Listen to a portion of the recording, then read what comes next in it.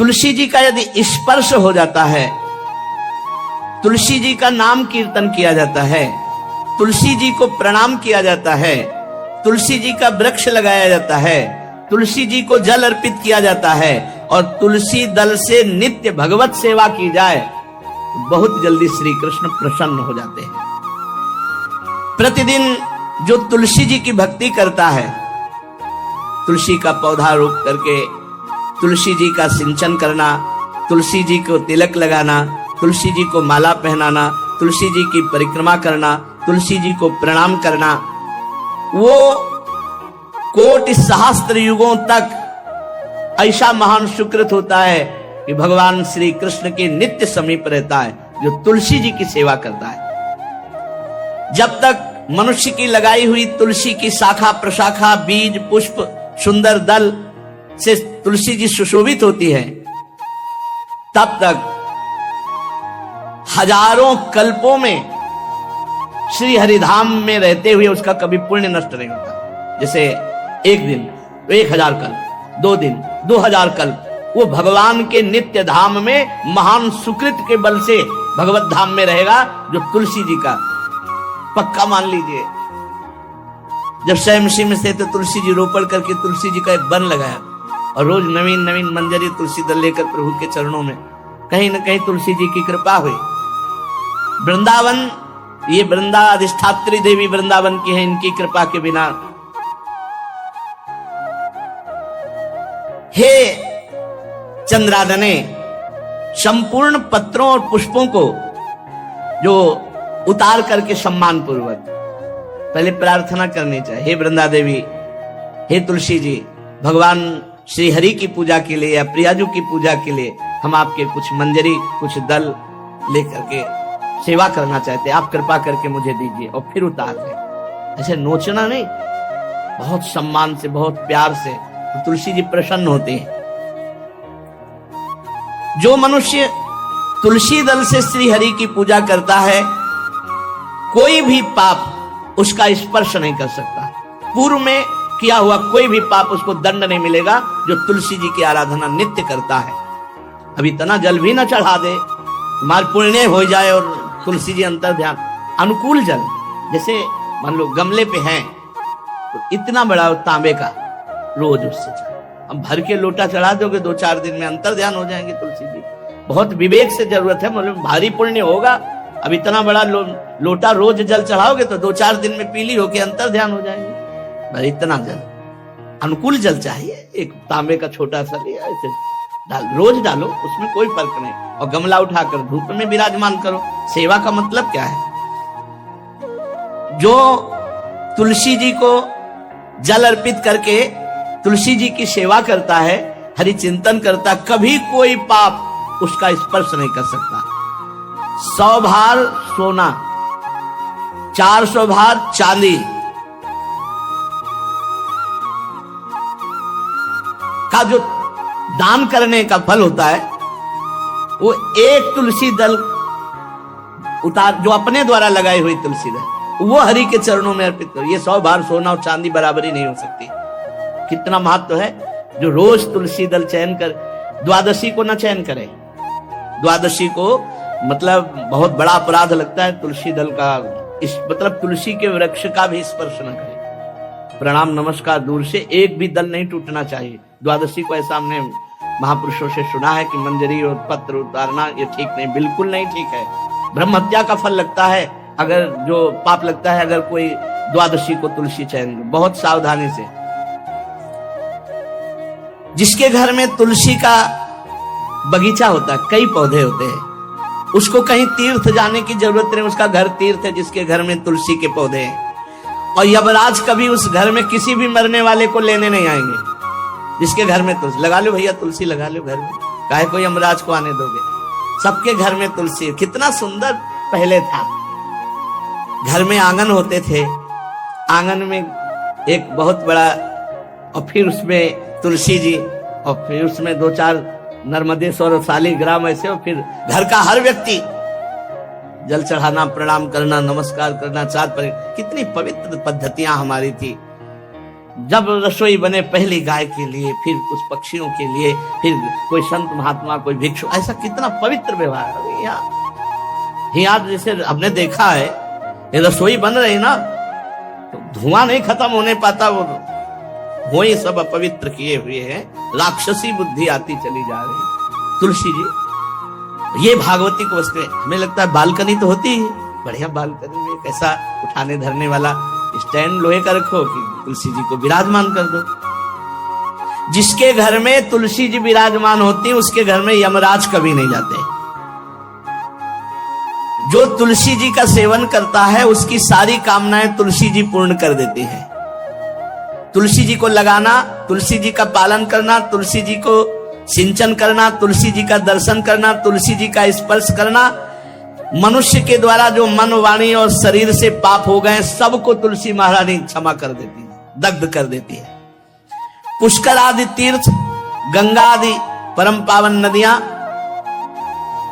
ये सब जो स्नान आदि अवगाहन आदि करने का फल देते हैं, वो केवल तुलसी जी घर में विराजमान है उसको फल मिल जाएगा। कितने बढ़िया। जो तुलसी जी की नवीन मंजरी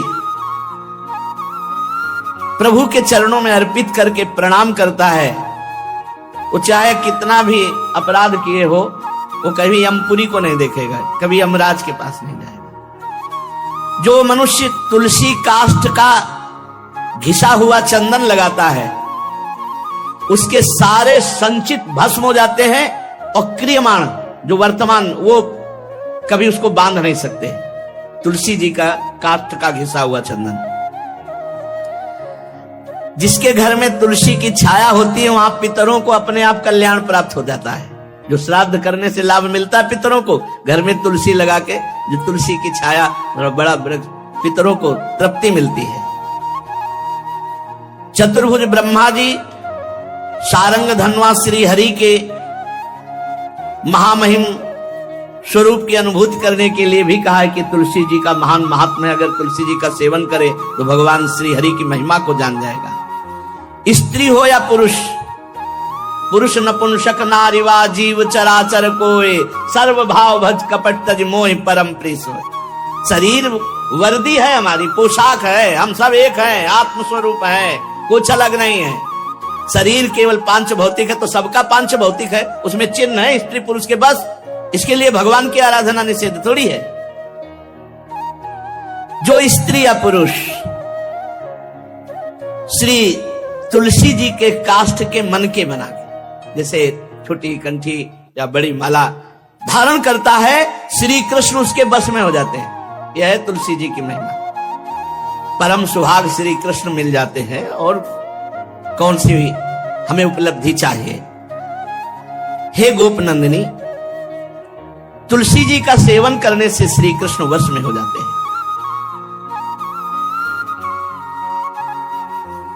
जो तुलसी की माला से नाम जप करता है, काउंटर वाली बात तो स्मृति के लिए भाई है, हम निषेध नहीं करते, नहीं बहुतों के भजन बंद हो जाएंगे, पर हम इतनी महिमा जरूर बता देते हैं कि तुलसी माला से जो नाम जप किया जाता है उससे आध्यात्मिक सिद्धि बहुत जल्दी होती है। गुरुदेव भगवान कहते जो अंगुलियों से रगड़ होती है मन का से, उसमें आध्यात्मिक ऊर्जा शक्ति तुलसी माला से। प्लास्टिक पर भाई करो, निषेध नहीं कह रहे, बंद हो जाएगा वो भी राधा राधा कहना, वो हमें बंद नहीं करना, हम कह रहे हैं तुम जैसे बने वैसे करो, लेकिन माला का बहुत बड़ा प्रभाव है। तुलसी परम पवित्र भगवान श्री हरि की प्रिया, और उनके काष्ठ को जब हम ऐसे ऐसे नाम के साथ, तो विशेष ऊर्जा शक्ति, आध्यात्मिक शक्ति हमें जागृत होती है। हो सके जिनको ऐसा बन सके तो छोटी एक वो आती है सुमिरनी, उसको रख लो, अपनी जेब में रख लो, उससे करो। और नहीं है तो भैया तुम इसी से करो, नाम जप करो, भाव को भाव न खालसो, नाम जपत मंगल दिस दसो।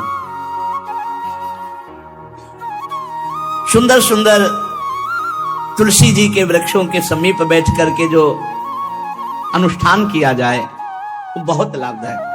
श्रीमद् भागवत का, गोपाल सहस्त्र नाम का कोई भी पाठ तुलसी जी के समीप विराजमान करके किया जाए। आचार्य को बुला करके तुलसी पूजन करना चाहिए, विविध प्रकार के अनुष्ठान, अरे तभी तो सब मंगल होता है। पहले था, हमने देखा है 4 बजे माताजी दरवाजे के सामने लीपती, रोज का काम। जो पुराने घरों में देहरी के आगे आके 4 बजे लीप करके वहां अपना चौक पूर के दीपक जला, क्या पवित्रताएं थी, क्या मंगल था। जब किसी को निमंत्रण दिया जाता था सबके पैर धोए जाते थे, सुंदर बिछौना बिछा करके और उसमें बैठकर पत्तल और गज के सकोरा कुल्हड़ ऐसे भोजन पाया। कितना पवित्रता, जो हमारी पूर्व पवित्रता थी, धोती कुर्ता चोटी पवित्रता। अगर बाहर जा रहे तो पैजामा कुर्ता, ऐसे बहुत पवित्र पोशाकें थी, पवित्र आचरण थे, पवित्र खान पान था। घर में जाओ तो एक पवित्रता, एक किसी भी घर में ऐसा नहीं था कि देव मूर्ति न विराजमान हो, किसी भी घर में ऐसा नहीं था तुलसी जी विराजमान न हो, 1-2 गाय जरूर होती थी, पवित्रता। अब तो बड़ा विचित्र, भारतीय गौएं जो श्वेत रंग की, जो अरुण रंग की, जो सींग वाली है, वो उनका आप दुग्ध देखिए, दूह कर रख दीजिए, स्वर्णिम कांति छाई मिलेगी।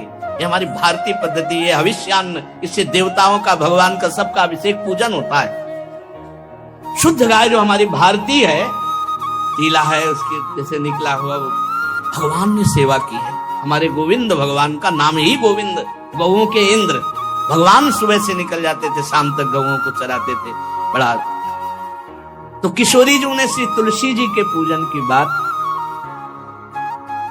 भगवान गोपियों से वादा किए थे कि अब तुम्हें अगली पूर्णिमा को रास, अब रास बिना रासेश्वरी के नहीं हो सकता, लिखा हो चाहे ना लिखा हो। कोई भी विद्वान, कोई भी प्रवक्ता इस बात को बतावे, कहते हैं भागवत में राधा नाम नहीं लिखा है, भागवत राधामय ही है। सांद्रानंद घन प्रेम मूर्ति किशोरी, बिना लाडली जू के कोई रास बता दे कहीं भी, कभी भी, कैसा भी, महारानी जू के बिना रासेश्वरी के रास हो ही नहीं सकता, लिखा हो चाहे ना लिखा हो। क्यों नहीं लिखा?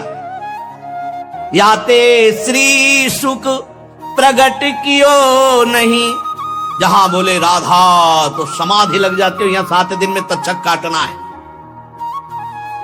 श्री सुखदेव जी ने महारानी जी बना, हरिराम व्यास जी कह रहे, याते श्री सुख प्रगट कियो नहीं, जानि सार को सार, परम धन राधा नाम आधार। वैसे तो रोज संकेत वन में, पीछे हमने चर्चा की थी, प्रेम सरोवर में प्रियालाल मिलते थे, नंदगांव बरसा। आज लालू ने एक नई लीला रची, गोप देवी लीला है। श्री लालजू महाराज प्रियाजू को रास के लिए, उन्होंने सोचा एक बार छलिया रूप रख करके महल में प्रवेश करते हैं, देखते हैं लाडली जू पहचानती है कि नहीं, और कितना प्यार लाडली जू करती है। महाराज तो जो रूप धारण करें तो सभी सुंदर हैं, तो सुंदरता के समुद्र हैं। जब नकबेसर धारण करते ना, अंजन और घूंघट नीलांबर का, महाराज हृदय चूर चूर हो जाए, ऐसे सुंदर है। गोरी किशोरी भी चकोरी है जिनकी, नीलांबर धारण करके, और जिस समय लाली लगा के महाराज अपने राधा पी जी को कभी कभी जब आते हैं तो देखो ऐसा लगता है यार बलिहार है महाराज, जो रूप धारण करते हो सीधे हृदय पर प्रहार करते हो। प्रभु ने गोप देवी का रूप धारण किया, गोपांगना का। श्री चरणों में नूपुरों की झनकार, कटी में करधनी जिसमें क्षुद्र घंटिका लगी हुई है। अद्भुतम गोपिका रूपम चलत झंकार नूपुरम, किंकिणी घंटिका शब्द मंगुलीयक भूषितम। बड़ी दिव्य अंगूठियां धारण किए हुए अंगुलियों पे, कमर में करधनी जो रुंझुन रुंझुन, श्री चरणों में नूपुर, और रत्न कंकण के यूर मुक्ताहार विराजितम। कलाइयों में रत्न जटित कंगन, बीच बीच में चूड़ियां, कंगन, ऐसे बाजूबंद, कंठा, मोतियों के हार और शीश फूल, केशपास, बेणी रचना, नासिका में मोती की बुलाक, बेशर और अलकावली, घुंघराली अलकावली, श्याम वर्ण के केश, ऐसा रूप धारण किया जो देखे मुग्ध हो जाए। श्याम सुंदर को वृषभानु भवन की तरफ चले। खाई और परकोटों से युक्त वृषभानु भवन 4 दरवाजों से सुशोभित, प्रत्येक द्वार पर काजल के समान वर्ण वाले गजराज झूम रहे। राजभवन की बड़ी मनोहरता है। उस मंडप प्रांगण में वायु के समान वेग वाले घोड़ों से अंगरक्षक महल की रक्षा करने वाले चारों तरफ दौड़ रहे वृषभानु भवन में। और बड़ी ही सुंदर सुंदर गौएं धर्म धुरंधर बलवान सांड रमा रहे। बहुत से गोपाल बंशी वेद धारण किए हुए उनको संभाल रहे हैं। वृषभानु जी का भवन क्या है, ऐसा लगता है कि विश्वकर्मा ने पूरी कला कौशल लगा दी। और महारानी जी के लिए भवन के अंदर ही बगीचा, झरना, सरोवर सब कोटि कोटि सूर्य के समान कांति वाले सुंदर सुंदर मणियां खंभों में जटित हैं, जिससे प्रकाश फैल रहा है। रत्न मंडित आंगन, बहुत से रत्न। तुलसी जी का यदि स्पर्श हो जाता है, तुलसी जी का नाम कीर्तन किया जाता है, तुलसी जी को प्रणाम किया जाता है, तुलसी जी का वृक्ष लगाया जाता है, तुलसी जी को जल अर्पित किया जाता है और तुलसी दल से नित्य भगवत सेवा की जाए, बहुत जल्दी श्री कृष्ण प्रसन्न हो जाते हैं। प्रतिदिन जो तुलसी जी की भक्ति करता है, तुलसी का पौधा रोप करके तुलसी जी का सिंचन करना, तुलसी जी को तिलक लगाना, तुलसी जी को माला पहनाना, तुलसी जी की परिक्रमा करना, तुलसी जी को प्रणाम करना, वो कोटि सहस्त्र युगों तक ऐसा महान सुकृत होता है कि भगवान श्री कृष्ण के नित्य समीप रहता है जो तुलसी जी की सेवा करता है। जब तक मनुष्य की लगाई हुई तुलसी की शाखा प्रशाखा, बीज, पुष्प, सुंदर दल से तुलसी जी सुशोभित होती है, तब तक हजारों कल्पों में श्री हरिधाम में रहते हुए उसका कभी पुण्य नष्ट नहीं होता। जैसे एक दिन 1000 कल्प, 2 दिन 2000 कल्प, वो भगवान के नित्य धाम में महान सुकृत के बल से भगवत धाम में रहेगा, जो तुलसी जी का पक्का मान लीजिए। जब स्वयं में से तो तुलसी जी रोपण करके तुलसी जी का एक वन लगाया और रोज नवीन नवीन मंजरी तुलसी दल लेकर प्रभु के चरणों में, कहीं न कहीं तुलसी जी की कृपा हुई।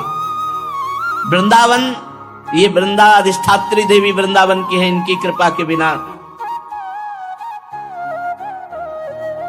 हे चंद्रादने, संपूर्ण पत्रों और पुष्पों को जो उतार करके सम्मान पूर्वक पहले प्रार्थना करनी